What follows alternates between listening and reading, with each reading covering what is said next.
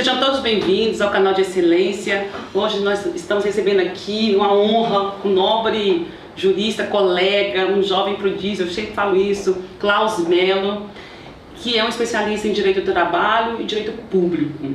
E hoje vamos debater direito do trabalho, com esses rumores da jornada de trabalho que flexibilizou. Vejo vários advogados, várias empresas questionando a televisão.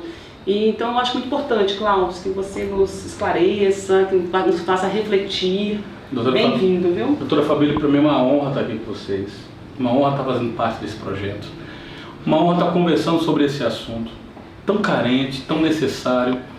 A gente sabe que mesmo no meio jurídico esse assunto não é debatido à exaustão. Sempre se fala sobre flexibilização dos direitos do trabalho e a gente tem sempre posicionamentos distintos, diversos, que nunca se comunicam. A sociedade está carente porque não encontra respaldo jurídico, uma segurança, as coisas não são bem explicadas e as pessoas sempre ficam temerosas de saber o que acontecer. E a verdade é que nós acirramos muito mais o que Marx chamava de conflito entre capital e trabalho. E o que aconteceu? Bom, sempre se falava, os apoiadores do governo que foi deposto agora, que com o Temer chegando ao poder que haveria flexibilização dos direitos do trabalho. E aí o Ministério do Trabalho edita uma norma procurando flexibilizar a jornada que nós chamamos 12 por 36. Bom, o que acontece é o seguinte, essa jornada já existe, essa jornada ela já é possível em algumas categorias. A Constituição Federal ela permite essa jornada, mas desde que seja por convenção ou acordo coletivo de trabalho. O que acontece? Mesmo convenção ou acordo coletivo, sempre se buscava saber se haveria ou não o vilipêndio a alguns direitos dos trabalhadores que nós consideramos direitos mínimos, que devem ser resguardados na Constituição. Mas o que mais me causa espanto, espécie, não foi isso. É que com rumores tão grandes, tão avançados de que haveria uma flexibilização dos direitos e das normas do trabalho, se procure começar com a flexibilização dessa maneira. Porque nós temos N modos de procurar uma nova reforma trabalhista, não mexendo em algumas questões que são tão caras para a sociedade, como, por exemplo, a jornada de trabalho. Eu vou dar um exemplo. Hoje no Brasil se discute se a Constituição recepcionou ou não as normas de direito do trabalho que diziam o seguinte, que o trabalhador tem direito a receber ou periculosidade ou insalubridade, mesmo que trabalhe exposto à periculosidade e que ele trabalhe em exposição à insalubridade. A Constituição também diz que a pessoa pode se valer de banco de horas, e isso é aplicado em diversas categorias, quando ele ultrapassa a sua jornada normal de trabalho. Estabelece até o percentual mínimo para isso. A Constituição também estabelece, a CLT também, por exemplo, que gerente, mesmo não sendo o proprietário de algum tipo de estabelecimento comercial, ele não tem direito a receber horas extras. Enquanto a Constituição nada diz a respeito do assunto. Diz só que o trabalhador que ultrapassa essa jornada tem direito a receber horas extras. E a gente se pergunta, por que então o governo sempre começa do lado que é contrário aos trabalhadores? A jornada 12 por 36 é contrária aos trabalhadores, Klaus? Não, nem sempre é contrária aos trabalhadores. Mas é muito necessário que ela seja aplicada em um ambiente em que os sindicatos, patronal e laboral, os representantes de cada categoria, eles sejam muito bem organizados. Por que razão? Pela razão de se estudar todas as possibilidades para que não se inviabilize o comércio, não se viabilize a prática comercial do trabalhador, do patrão, e também não se prejudique a vida social do trabalhador. Porque o trabalhador, quando ele aceita o emprego, tem uma série de pontos ou pontuações que o fazem para aquele emprego. A maioria pelo império da necessidade. A pessoa necessita trabalhar, precisa do emprego, precisa gerir, precisa sustentar alguma casa, seus filhos, sua mulher, ou a mulher, no caso, sustentar sua casa, seus filhos, que é o que mais acontece hoje. Mas muitas vezes ele também aceita um trabalho de acordo com as situações que lhe foram propostas. Um plano de saúde diferenciado, uma jornada estabelecida, um horário estabelecido. Isso tudo faz com que a pessoa aceite ou busque aquele tipo de emprego. E aí eu pergunto, uma pessoa que está, por exemplo, em uma faculdade, será que ela tem condições, se ela cursa essa faculdade, por exemplo, em horário noturno, de começar a trabalhar uma jornada 12x36, sem que isso impeça o seu crescimento intelectual, profissional? Então, esse tipo de coisa isso tem que ser muito bem estudado por cada categoria ao implementar dentro de sua base, dentro de sua categoria, para saber se aquilo vai ser muito bem recepcionado e não vai gerar mais desespero no trabalhador. Porque o trabalhador que aceita o trabalho pelo império da necessidade, mas que está galgando algo melhor, está se preparando, nesse caso que eu comentei, por exemplo, da pessoa que está cursando uma faculdade, ele é capaz de deixar a faculdade e permanecer no emprego, mas sem nenhum tipo de perspectiva dele galgar salários melhores, dele se propor alguma coisa melhor. Porque isso foi tolhido dele. Porque ele aceitou aquilo com base no império da necessidade. Então, que tipo de sociedade nós estamos buscando hoje? Aí o pessoal começa a comentar, mas a jornada 12x36 já existe. Existe. E na verdade ela não é mal vista em nenhum dos campos do direito hoje que ela foi colocada. Mas por que não também fazer uma análise daqueles que defendem a flexibilização dos direitos do trabalho para que o trabalhador receba semanalmente? Por que semanalmente, Klaus? Bom, eu vou explicar para vocês. Nós recebemos o salário mensalmente. Isso é a maioria dos trabalhadores hoje, eles são o que nós chamamos de mensalistas. Esses trabalhadores mensalistas recebem de acordo com uma escala de 4 semanas. Essas 4 semanas são divididas em 12 meses. Então, para cada mês, estabelece 4 semanas para pagamento dos seus salários.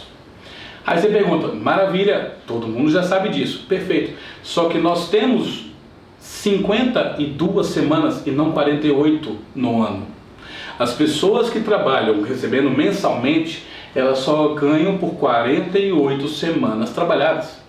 Daí surgiu o nosso 13º, que algumas pessoas queriam retirar porque era um vilipêndio às empresas. Na verdade não é vilipêndio nenhum. Isso já era uma coisa negociada que foi necessário colocar na Constituição para que as pessoas tivessem o seu direito colocado de maneira clara. Não é dado para o trabalhador. Ele é pago ao trabalhador pelo trabalho dele, porque ele trabalha 52 semanas e não 48. Agora, nenhum profissional que trabalha para empresas conta isso para os trabalhadores dela. Aí eu pergunto, por que não começar por aí? Por que não começar pela possibilidade de nós estarmos unidos em recebimento de adicional de periculosidade e insalubridade, já que a Constituição prevê que nós tenhamos um ambiente de trabalho saudável, biologicamente saudável. A pessoa que hoje trabalha em grau de insalubridade alta, em grau de periculosidade, ela coloca não só a sua integridade física em risco, estando em risco de morte, como ela também coloca a sua qualidade de vida em risco. E eu vou dizer uma coisa para você, toda vez na hora de colocar o salário dessas pessoas, nunca se computa o adicional como adicional, se coloca ele como se fosse o salário que deveria ser pago antes dele ter o adicional. Então nós sempre começamos a fazer uma análise das coisas sempre do ponto de vista de retirar direitos daquele que é um pouco mais fraco. E por que eu falo um pouco? Porque a CLT também já tem muitos direitos. Por exemplo, se você não tira o intervalo de 1 hora de descanso, você tem direito àquela 1 hora completa como hora extra. Isso pode ser revisto? Eu não sei. Isso vai depender de outros ramos que não o direito. Se a biologia disser que o homem pode descansar em jornadas de 8 horas ou acima de 6 horas, menos que 1 hora, e aquilo não ferir a sua integridade física, a sua saúde, o seu bem-estar, é possível. Mas isso é o que nós colhemos de outros ramos da ciência, como por exemplo no caso da biologia.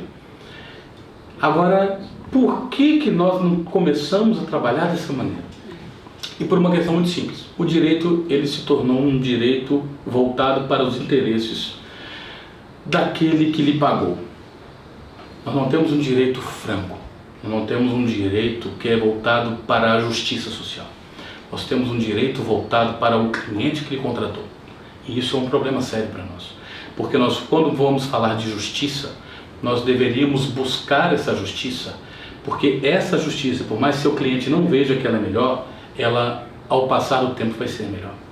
Seria muito mais fácil chegar e aumentar algumas coisas para o trabalhador e diminuir os encargos sociais que pairam sobre eles, que muitas vezes dobram o custo daquele trabalhador para a empresa e que só vai para o Estado, que muitas vezes as pessoas reclamam que não voltam. Seria muito melhor trabalhar em cargos sociais do que trabalhar direitos tão caros, direitos tão dificilmente conquistados. O que nós temos que refletir sobre o direito do trabalho é que ele tem que parar de ser um direito que crie conflitos. Não podemos mais ter conflitos capital-trabalho. O direito justo, o direito que nós buscamos, o direito que veio para moldar a sociedade, para ensinar para ela qual o caminho que deve andar, não é um direito que cria conflitos, mas é um direito que cria a pacificação. E a pacificação só é feita com mentes livres, com pessoas que dizem o que deve ser feito da maneira correta, com pessoas que dizem o que é colocado para cada categoria deve ser colocado para aquela categoria, porque ela negociou. Klaus, você então é favorável a você considerar os acordos coletivos, as convenções coletivas de trabalho de uma maneira mais forte, mais contundente? Sou, em parte, porque infelizmente nós não temos categorias que são, no Brasil principalmente, organizadas. Quando eu falo organizadas não tem um sindicato forte. E eu falo isso tanto do ponto de vista daqueles que representam os patrões, tanto do ponto de vista daqueles que representam os trabalhadores. Eu vou dar um exemplo nosso. Quantos sindicatos de advogados vocês conhecem que estão organizados no Brasil? Quantas convenções coletivas de trabalho nós encontramos a favor dos advogados? Quantas empresas públicas, sociedade de economia mista, dividiam os honorários sucumbenciais em favor dos advogados? Quantos? Qual é o direito que é encontrado para essas pessoas? Então, quando a gente pensa a respeito disso, porque o AB não é sindicato, o AB é uma outra coisa, uma outra instituição, eu me pergunto, será que nós estaríamos preparados para negociar bem, nós, conhecedores do direito, os nossos direitos e repassá-los? Eu acho que não, porque uma categoria dessa maneira, ela é tão pulverizada, ela é tão inimiga de si própria, que ela primeiro precisa passar por uma reformulação. Então, antes da gente dar direitos, da gente conceder critérios, ou deixar que as partes se virem no jargão popular, nós temos que criar meios e condições. Por isso o TST criou não ferir direitos mínimos. O que deve haver é a análise do que são esses direitos mínimos. Sim, toda vez que uma convenção ou um acordo coletivo ele é entabulado, inicialmente deve ser respeitado. E não é que ele não possa passar pelo crivo do judiciário. Ele tem que passar. Então, o que eu vejo? Eu não vi o Ministério do Trabalho buscando uma flexibilização como aqueles pontuam que deve ser necessária. Mas eu também não vi o Ministério do Trabalho disposto hoje, o novo Ministério do Trabalho, a apaziguar e a criar pacificação desses ânimos. E isso é o que nós desejamos para o direito. O ideal é que eles busquem, se bebam de águas mais profundas, do direito, do saber, de outras ciências, para saber o que pode e o que não pode ser feito em favor de cada categoria, de cada trabalhador, de cada cidadão brasileiro. Isso é o que eu penso. Excelente. Aula de excelência, né, Klaus? Aula de excelência. E conte conosco para que a gente possa... Eu estou refletindo na minha área de trabalho, mas já comecei a refletir. E acredito que a gente pode muito, acho que buscar, né, refletir e trabalhar nessa questão bem profunda. Muito obrigada, Klaus. Obrigado a vocês. Obrigada. Foi uma aula de excelência. Obrigado.